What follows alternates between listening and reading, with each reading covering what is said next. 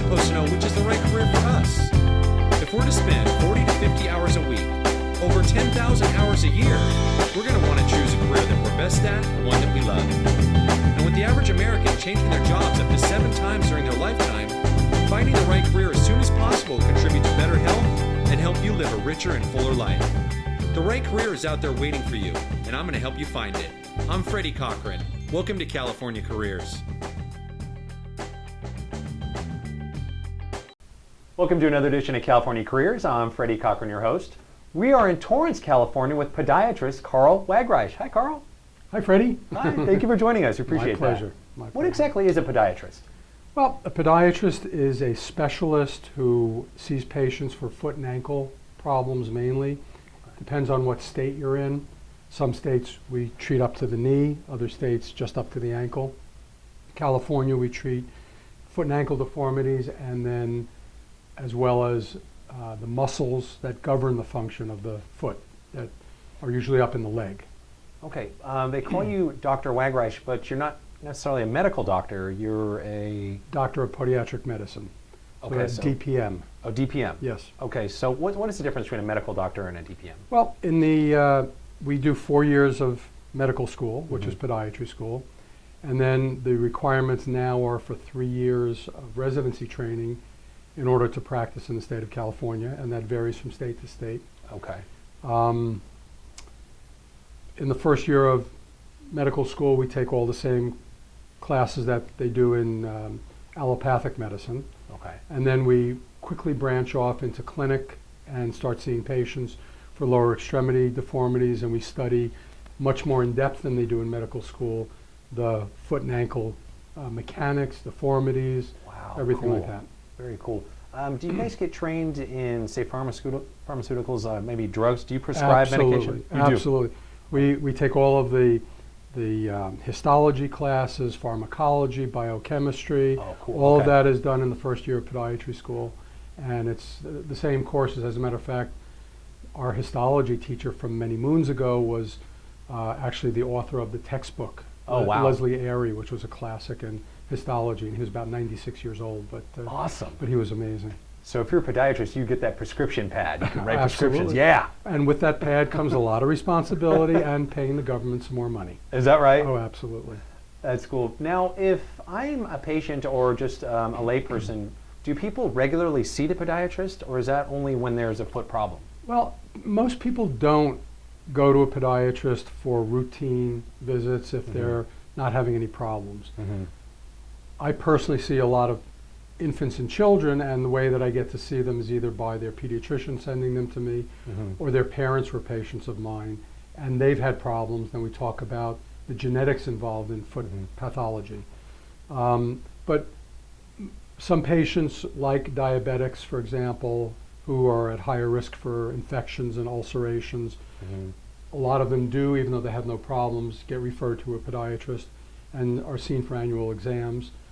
There's a new alphabet soup called PQRS that the Medicare governmental agencies have required us to do, which requires us to evaluate on our diabetic patients various factors. We have to check their pulses, we have to check their, I mean, things we would do anyway, but now the government makes us do it. So otherwise they take money from us. But anyway, so most people, unless they're having problems, and so we see all ages of patients from infancy all the way through very seniorhood. Okay. Mechanical problems, if you like, I can tell you the types of things that we see. Yeah, specifically, what types of, I know in your waiting room there's a picture of a child with 6 toes out there. That was taken in our Baja Project for Crippled Children. I'm one of the co-directors. And we've had a clinic in Mexico, in Mexicali, for 30 years. We just 2 years ago closed the clinic. But I would go down every month to Mexicali, which is a 250-mile round trip, one way, and then the return is another 250 miles. And we would see patients at the Red Cross Hospital in Mexicali, the poor of Mexicali, and we would see all sorts of incredible deformities. Club feet were our specialty. What is a club foot? Club foot is literally where the foot is pointing backwards. Oh, wow. It's upside down and backwards, And instead of walking on the bottom of the foot, they walk on the top of the foot, Wow. and the toes actually point backwards. It's Oh an my amazing gosh. deformity. Okay. And the really amazing thing is about it is that it usually doesn't hurt. These Wow. people, if they're untreated, and we see adult patients down in Mexico, and now we still go to Honduras and El Salvador, but So they can still walk? they walk in sandals with the foot literally upside down and backwards. Wow. And they have no pain. They develop a huge bursa, like a sac on the top of the foot, which is really the bottom of the foot. And then Wow. if we were to correct them, which the only reason why they want them corrected is because they're ostracized in their society. Mhm. I mean, you walk like that, people look at you funny. Yeah. I have a picture on my website of a girl literally wearing boots, and it looks like her feet are on backwards. Oh my gosh. It's an amazing picture. And so as an adult, it's a much more difficult deformity to correct, and it takes at least 2 surgeries. In a Okay. baby, in an hour and a half, we can flip the foot around, and it has its risks, but it's Mhm. a very successful surgery that we do. So congenital deformities, multiple toes, too many toes, webbed toes, Mhm. flat feet, high arched feet. Mhm. Those are the pediatric deformities that we see a lot of. And then we see a lot of kids with things like warts, because children have Mhm. a lesser immune system. They're not as immune system is not as strong, so they get viral infections like warts. Mhm. And then in adulthood, we see, and again, flat foot and high arch feet. Mhm. But we also, as an adult, see bunions, hammer toes. Probably the most common thing that I see is heel pain. What is a bunion? I've heard that term. Well, if we look at my picture over here, Mm-hmm. a bunion is where the first metatarsal bone goes inward when the toe leans over, the big toe leans over towards the little toe. So that's the top of the foot. This is looking down on the foot. Okay. And basically it's a big bump sticking out on the inside of the foot. Well, that's pretty common, isn't it? Very common, Mhm. and the problem is, in all of my pediatric work, one of the honors that I had was when they wrote the textbook in podiatry. It's a 2-volume surgical textbook. Mhm. They came to me about the congenital deformities of the forefoot, Mhm. and they asked me to write the chapter, and it was just carried forth in the 2012 renewal of that book. It just Okay. came out again. But what happened was, there's nothing in my book about bunions. Hmm. I've never seen a baby born with bunions. So Mhm. what causes bunions is the foot collapsing. Oh, okay. So when the foot collapses, Mhm. you walk off the side of the big toe. It pushes the big toe over with every step you've ever taken, Mhm. and that squeezes the first metatarsal inward. Ah, I see. And it gets very, so then we see hammer toes, and we see bunionettes, which are like a bunion on the little Mhm. toe side of the foot. Okay. But heel pain is probably, again, plantar fasciitis is one of the most common things we see, and we see sports injuries, Mhm. shin splints, fractures. And podiatry is an amazing profession, and what I love so much about it. Mhm. My father was a dentist, and I Ah. loved him with all my heart. Mhm. He passed away, but he would. One of the things that I considered was becoming a dentist, Mhm. and I just felt, not that I have anything against dentists, but I felt it would be more like a technician's type of a job. Well, with the foot is an amazing mirror of the human body. Mhm. We see diseases sometimes first before anybody else. Hmm. People come to me with numbness and tingling in their foot, and we diagnose them as diabetic. Mhm. People come in with a big, hot, swollen, big toe joint, Mhm. and we diagnose that they have gout. Hmm. People have rheumatoid arthritis. Many arthritic conditions show themselves as heel pain. For example, diabetes, gout, lupus, scleroderma, ankylosing spondylitis, Reiter's syndrome, even Wow. psoriasis, a skin condition, Mhm. and syphilis and gonorrhea can all cause heel pain. Wow. It's a different kind of heel pain. It's Mhm. constant, as opposed to what we see with what we call mechanical heel pain, which is with the foot collapsing, the ligament on the bottom of the foot Mhm. gets pulled. So I could go on forever, but basically those are Wow. the types of things that we see most commonly. That's amazing. So a lot of diseases actually start in the foot, and then they're going to say, "Well, my They- foot they hurts may or is not- numb." they may- some of them start in the foot, but Mhm. most of them mirror in the foot or have Mhm. some component. For example, somebody has psoriasis, a skin condition. Mhm. You look at the bones in the toes, and you can see little pitting in the farthest joint away from the, towards the nail, basically, Mhm. the distal interphalangeal joint. Okay. So, and you see that, and it has a very classic appearance. And patients with rheumatoid arthritis not only have osteoarthritis, but which is degenerative joint disease, but then have the rheumatoid arthritis component. and they develop these horrible, not all of them, but Mhm. some develop these very gnarled feet with bad bunions and hammer toes and bunionettes, and Wow. the fat on the bottom of the foot just wears away, and, Mhm. and they wind up with ulcers and a lot of pain, and just skin and bones on the bottom of the feet. Interesting. So we're called upon to provide relief for many, many different types of patients, ages of patients, and be in close communication with the medical community in general. I always am on the phone with the primary care physician, the vascular surgeon, the infectious disease specialist. That's cool. Let's switch gears for a minute. What education is needed for a podiatrist? Well, for a podiatrist, to become a podiatrist, you basically need an undergraduate degree. Mhm. That's 4 years of undergraduate. Mhm. And then from there you go, just like into medical school, you just go into podiatry school. Okay. And there used to be only 5 podiatry schools. Now I think there are about 8 or 9. And most of them have now affiliated with major medical schools.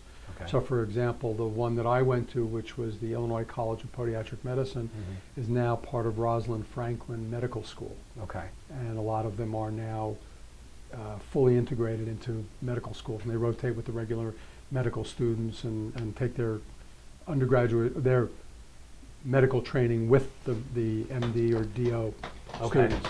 Now we need an undergrad degree. Is there a specific major that might better prepare us for this career? I would say biology is the Mhm. is the best, but Okay.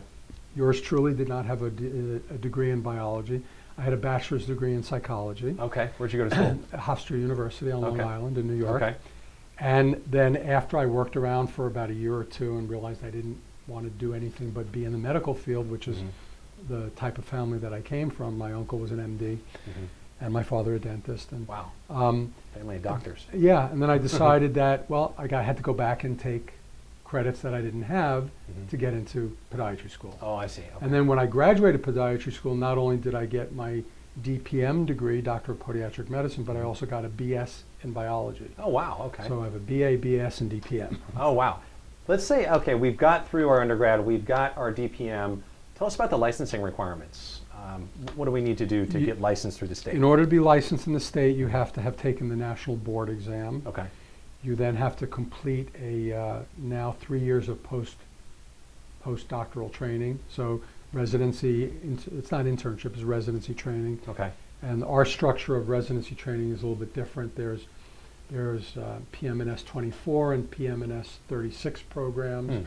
So it's a little bit, again, of an alphabet soup, but it depends upon your degree of surgical training. Okay. And then you apply to the Board of Podiatric Medicine for your license, and you're approved or not. Okay. Tell us about that exam for a moment. I know you've been practicing for 34 years? So it's been a while since you took the exam, but I've administered it many times. is that right? Yes. Oh, beautiful. Tell us about the exam itself. Is it 1 day, 2 days? Well, that you take in podiatry school, but we used Okay. to, now, as far as I know, now you don't have to take a separate exam. You just have to fill out all the paperwork and provide all the documents. I don't think, used to be that the Board of Podiatric Medicine would administer a day-long exam, and it would be an oral and a written exam, and now I don't think they do that anymore. I think they just accept your credentials if you're adequately credentialed. So we get the licensing requirements knocked out as a DPM student.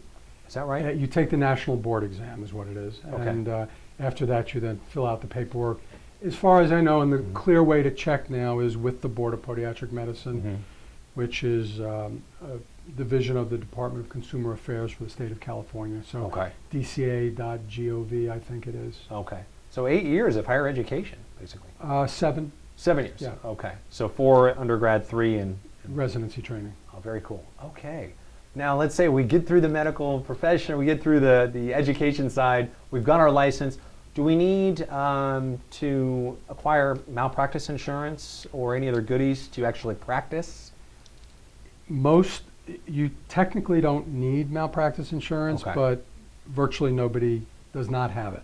Everybody has it. Everybody has it. Okay. And the reason is if you want to practice in a hospital, if I do a surgery at Torrance Memorial Hospital, a little company of Mary Hospital, I have to have malpractice insurance. Oh, I see. Or even at a surgery center, I cannot practice because they're the deep pocket. And if I get sued, then, and I don't have insurance, they're going to go after the hospital. I see. So the bylaws of the hospital require that you have malpractice insurance. Okay. So I don't know if you're interested, but in order for They usually start you out a little bit less expensive when you're first starting out in practice. Okay. After about the 5th year in podiatry, you're up between $7,000 and $10,000 a year in Okay. malpractice insurance. I would think it would be the other way around. For new guys, it would cost more.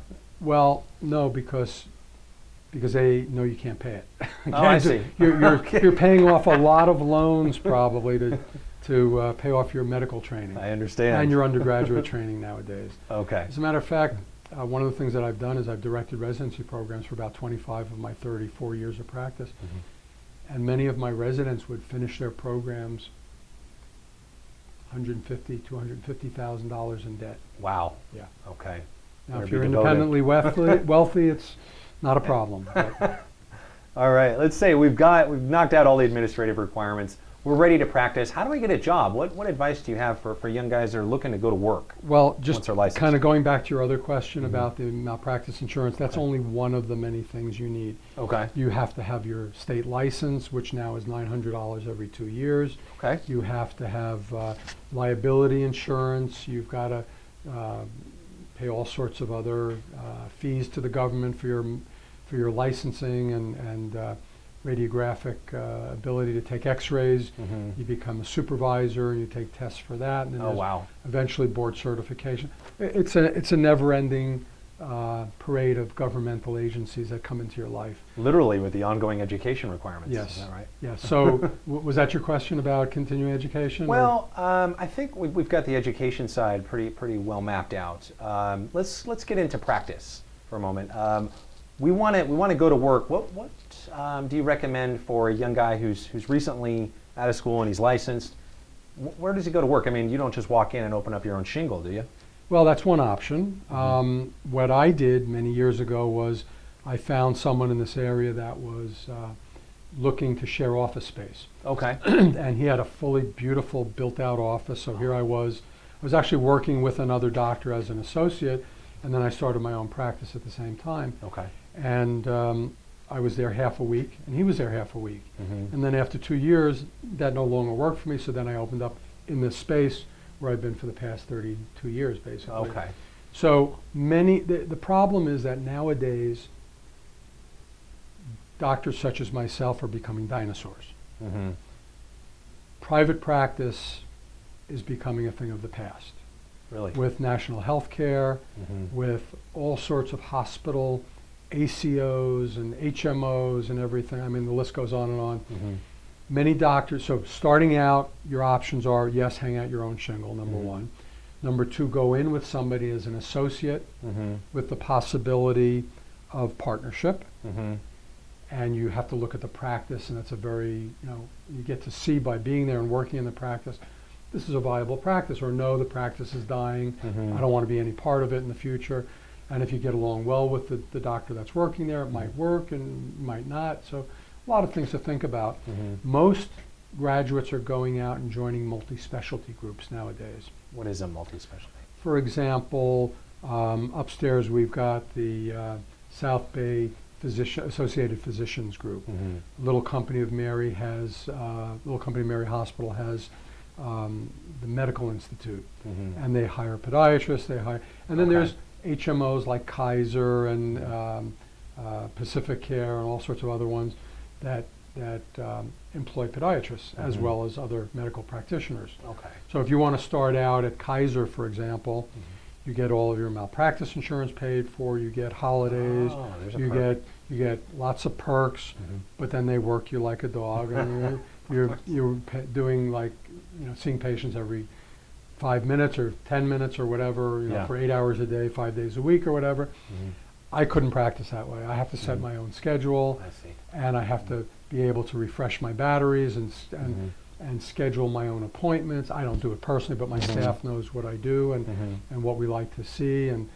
But multi-specialty groups are definitely the way that probably most new practitioners are starting out. It sounds like that might be a better way to go. Not only are they knocking out your insurance bills, but you Vacation. can vacation, maybe benefits on the side. Yep. But they can also a new guy can go in and learn from someone like yourself with more experience. Assuming that there's somebody else in your specialty.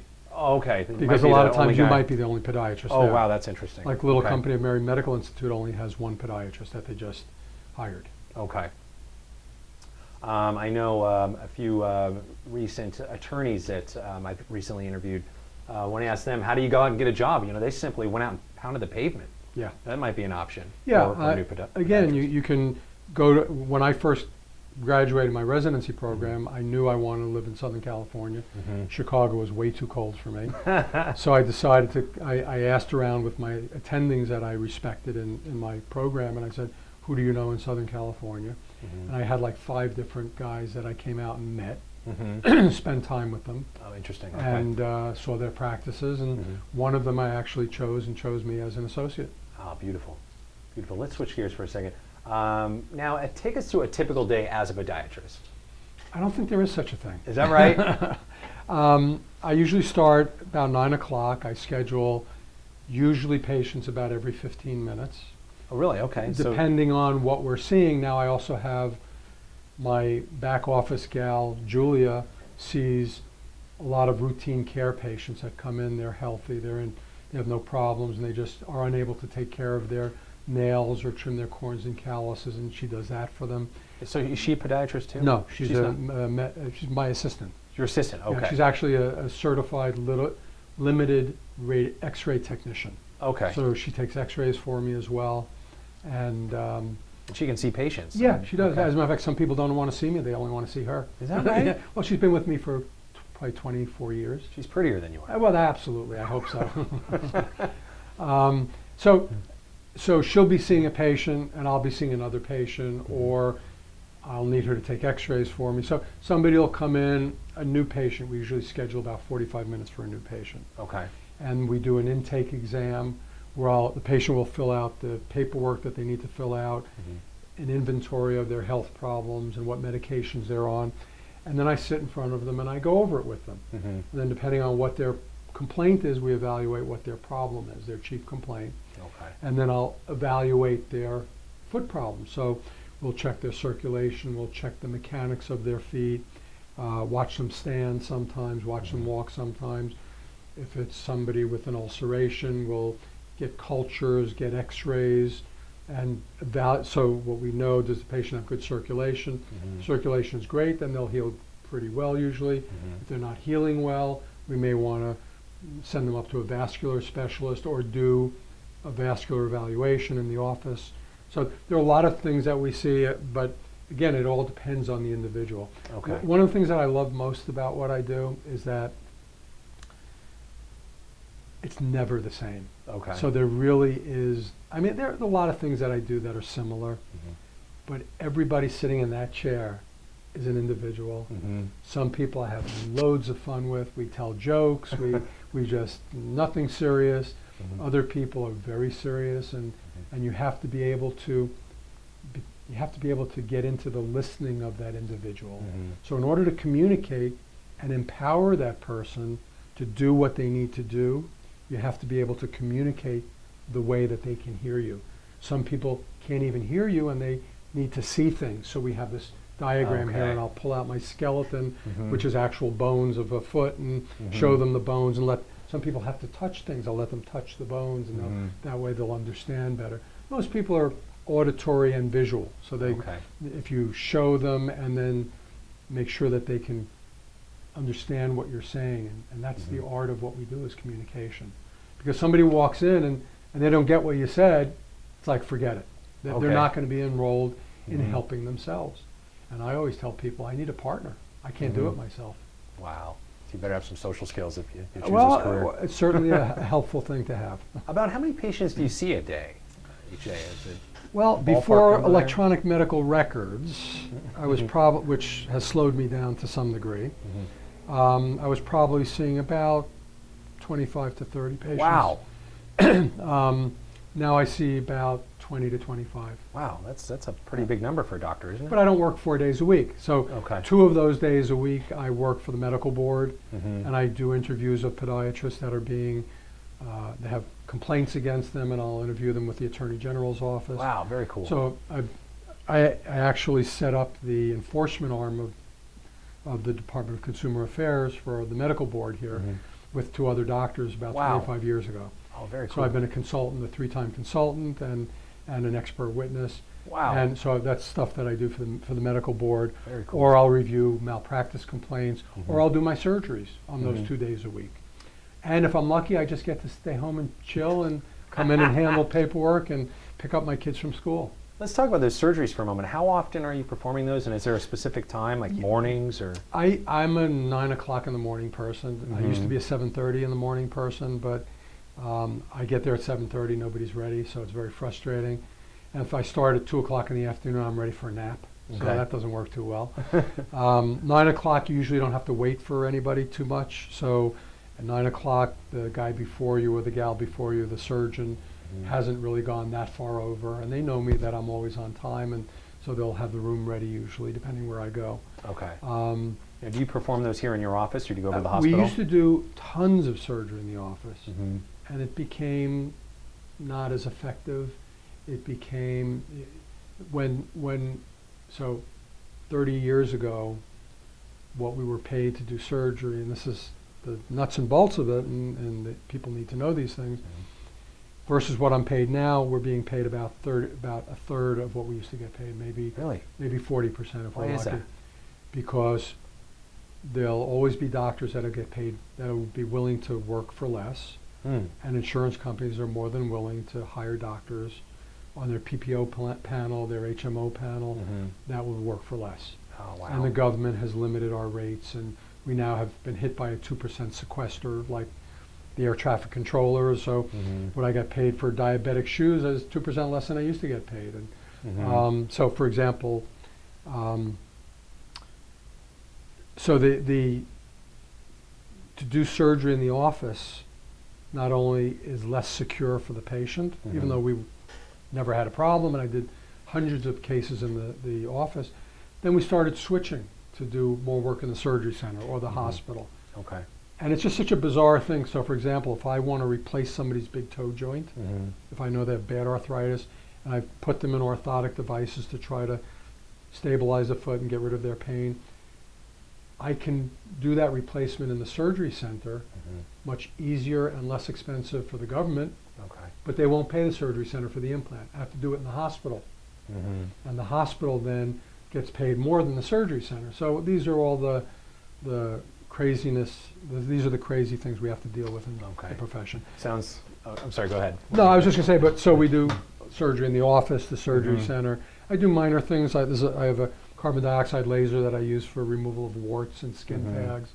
We'll do ingrown toenail surgeries in the office. Okay. But everything else, especially with bone work, is done in the hospital or surgery center. I see. Okay. Sounds like a typical day is atypical around here. No such animal No as a such thing. typical day, sorry. Okay. Which is what I love also. Very cool. Let's talk about money.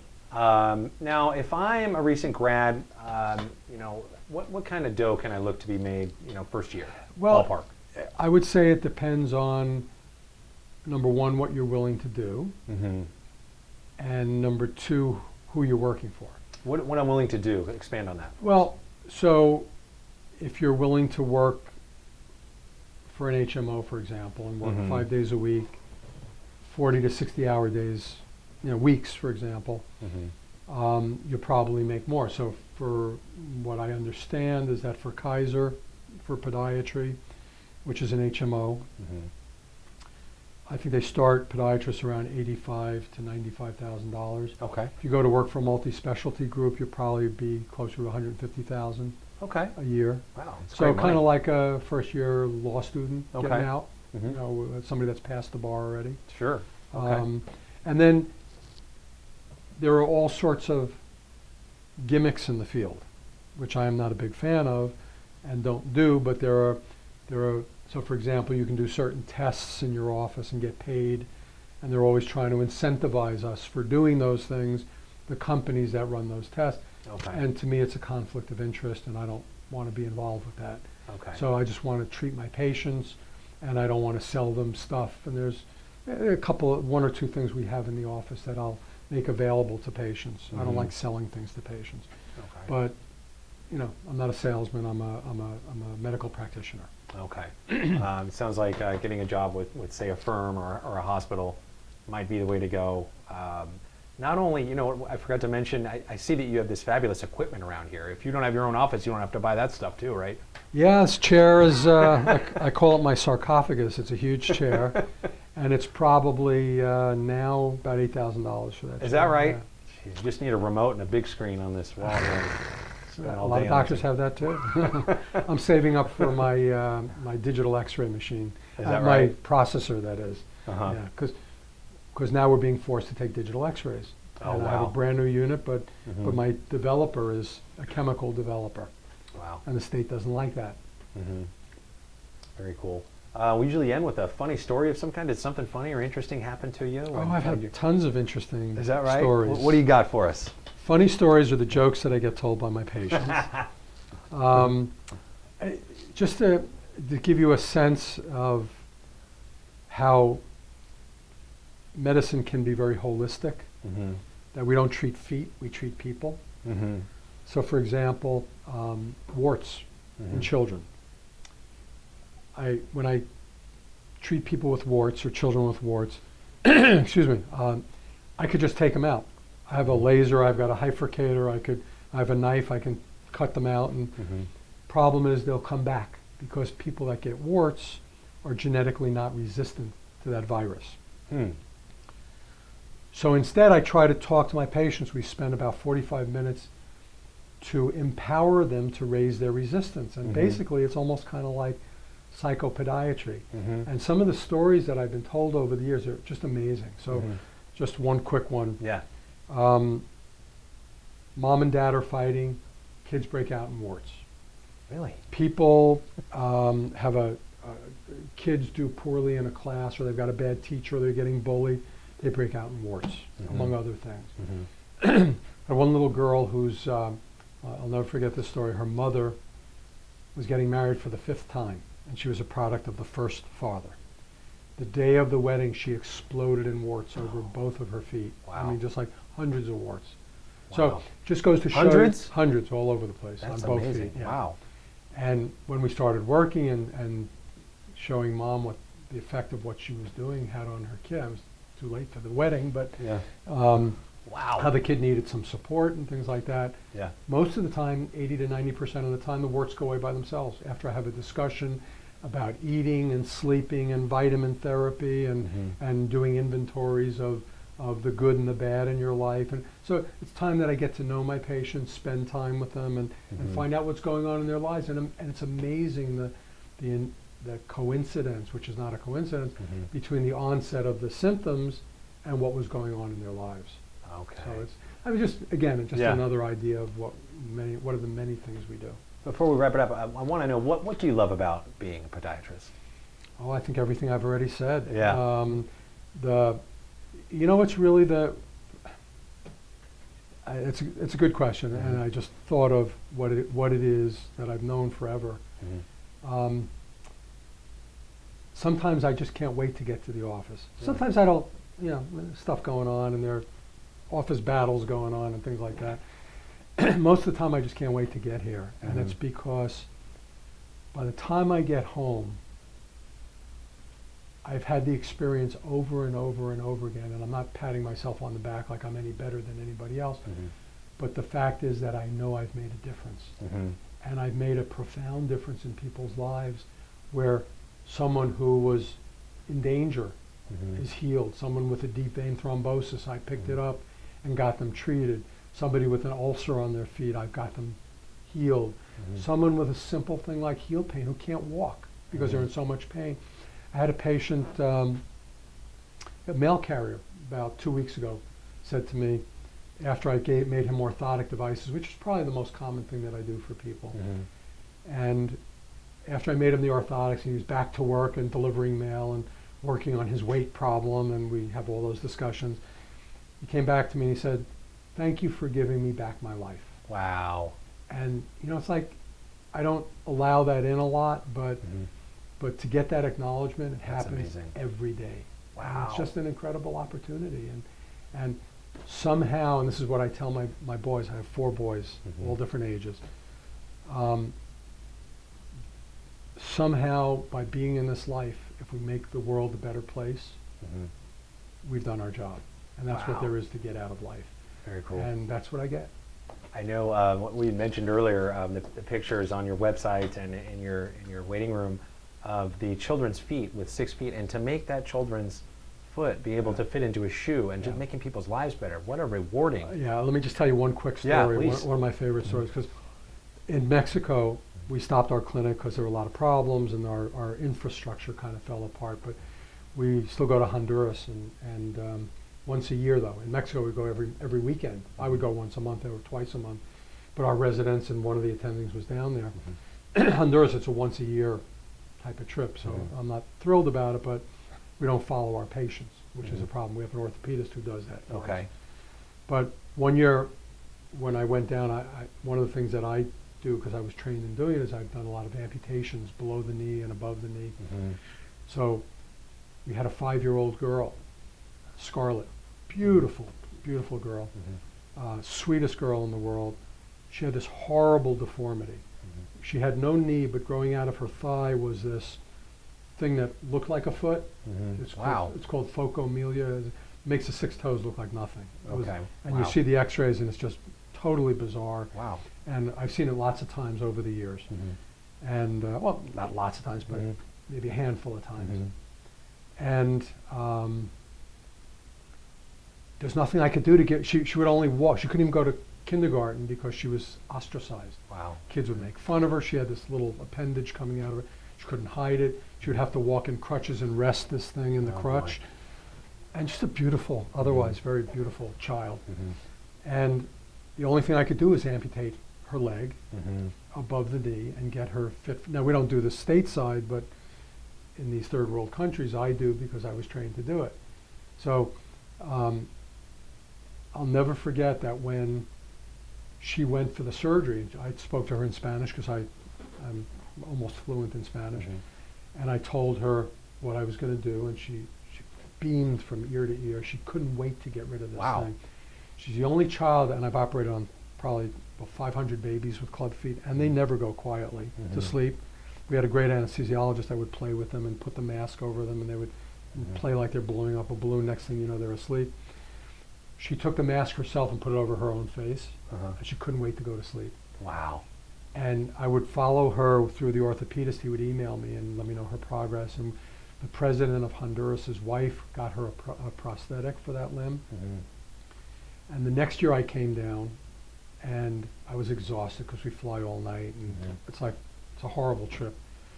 And the orthopedist took me into a room, and I was like bleary-eyed, and he says, "Wait here, I have a surprise for you."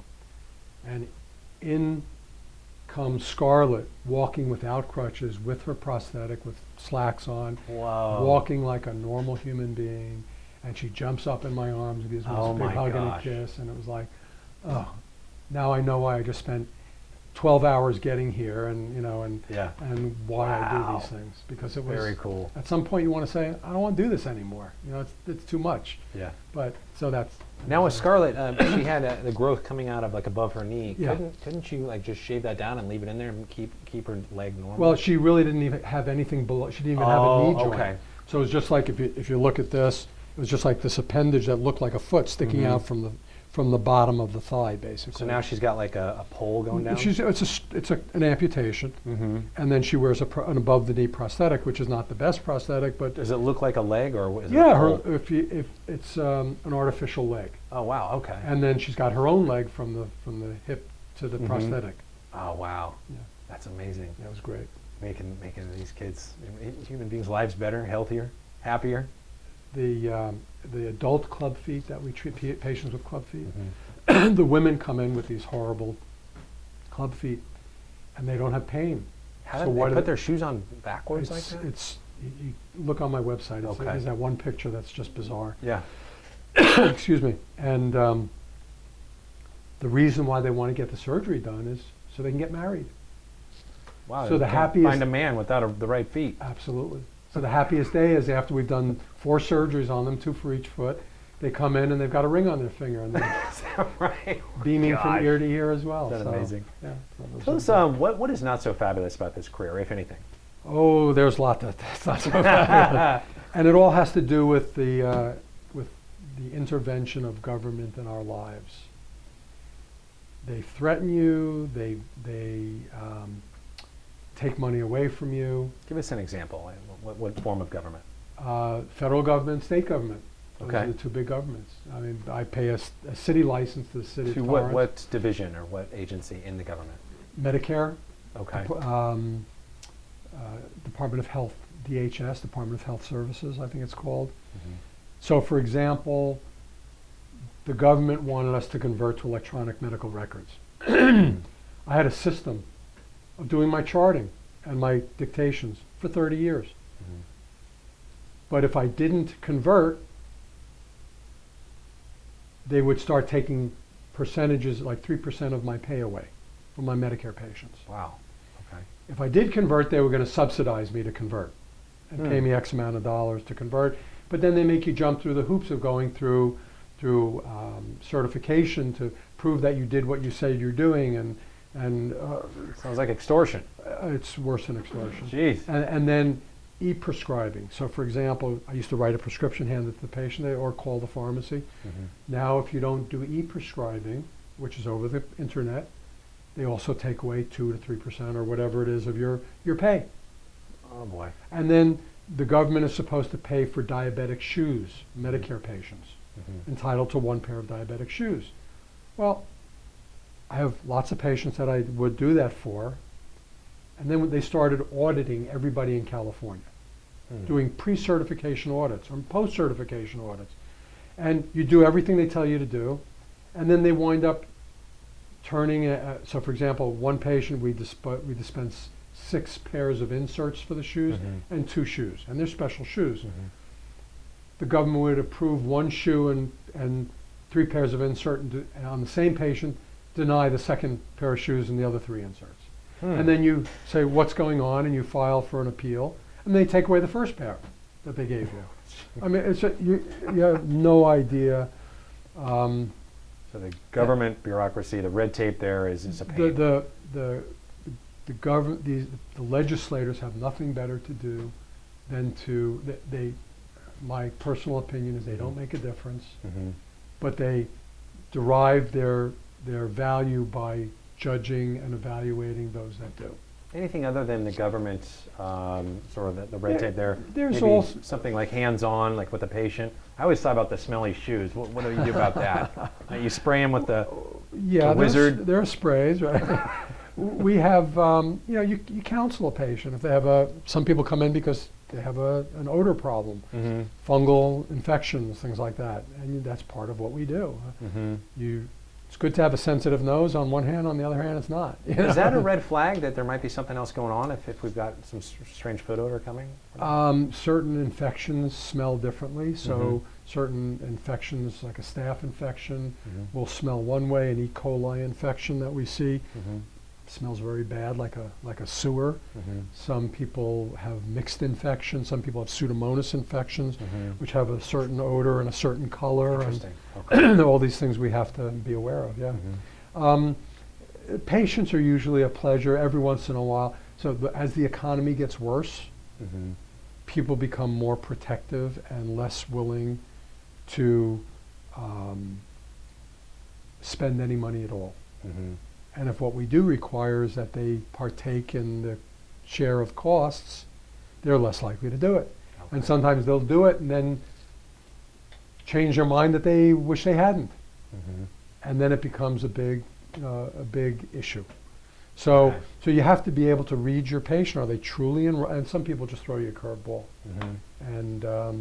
And then there's the medical malpractice, which you have Mhm. to be defensive about. Mhm. But if you treat people the way that you would want to be treated, then the odds are that's not a problem. Overall, it sounds like just a fabulous career. I The would impact you have on these patients' lives is I would never amazing. do anything other than what I do. I wouldn't know what else to do. Otherwise, you because wouldn't I have been love- practicing for 30, I 35 guess. years, right? Right. Very cool. Because I love it. Doctor, do you have any advice you want to, for young people here on the career itself or anything? I think if you have my older boys, I've got 2 older boys, one's 29 and one's 27. The one who's 29 is about to start medical school. The 27-year-old is a speech pathologist in Chicago at Children's Hospital. And they would ask me, what should I do? You know, what, as their father, what would I recommend they do with their lives? And we'd sit for hours and talk. And I never told them what they should do. I always would ask them what they thought their gifts were. So I think if you have a natural ability, a gift, it's an ability to be like Sherlock Holmes and kind of figure out what's going on. What's like Highlights magazine, some of you who are younger may not know, but it's still out there, Highlights magazine. What's wrong with this picture? Is where you have to look at your patients. Something looks wrong, something sounds wrong. How can I fix it? If you've got the gift and the ability to listen and to communicate, and if you want to make a lot of money, you're probably in the wrong profession, because anything in medicine now is not a money-making profession. But I never went into it for that. I went into it because I wanted to help people and make a difference, and that I felt was my gift. So if you have that gift and you want to live well, which I do, and you want to enjoy what you do and not have a lot of repetitiveness in your life, then I think podiatry is a wonderful career. The interesting thing is that we as podiatrists, when I came out 34 years ago, a lot of us were not well trained and were not well integrated into the medical community. Now we are an integral part of the medical field, and the referrals I get, which I've always gotten, but now I get from all specialties of medicine, because they know that we are the authorities on dealing with foot and ankle problems, all different types. And we have to educate these practitioners to let us know what we do. There you have it. How to be a podiatrist. Dr. Carl Wagreich, thank you. Thank you so pleasure, much. Freddy. We appreciate it. Well, there you have it. How to become a podiatrist. I'm Freddy Cochran for Internetwork TV. Take care.